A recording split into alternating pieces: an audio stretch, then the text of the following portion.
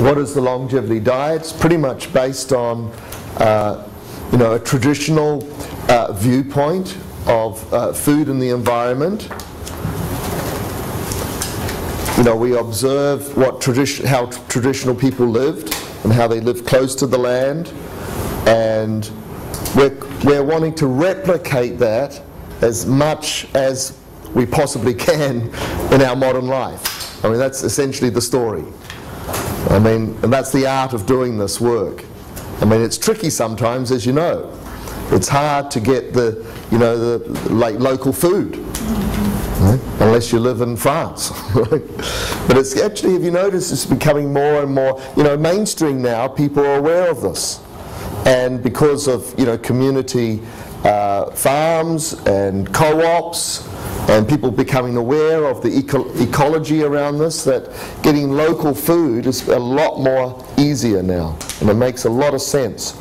So it makes a lot of sense, not just ecologically, but it makes a lot of sense for your ability to be able to adapt to where you are, because nature is already doing that.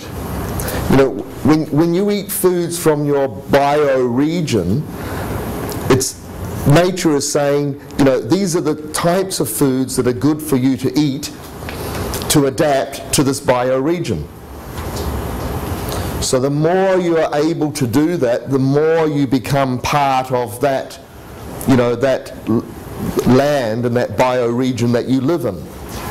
And essentially health is about adaptation, and health is about your ability to change.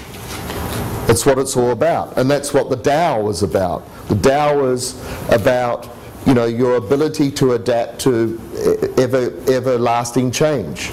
That's why we studied things like the 5 elements yesterday. We see, winter, spring, summer, late summer, autumn, and so we can adapt to the seasons by eating foods that come from that season and adapting our cooking styles. So native people did this all the time, right? And as we discussed yesterday, they had no choice. See, now we have energies and vibrations, from all over the world at your supermarket, right? And kind of, foods that are grown out of season now because, of consumer demand. They want strawberries all year round. Right? They want, so you don't have to be narrow-minded about this, right? But I would suggest to you that in your bioregion, you start to learn what traditionally would grow there, what berries and fruits would grow there, and what types of vegetables traditionally were grown there, and start to orientate your diet around that. And there's going to be a lot of variation between the northern part of America, the southern part of America, and so forth. Right?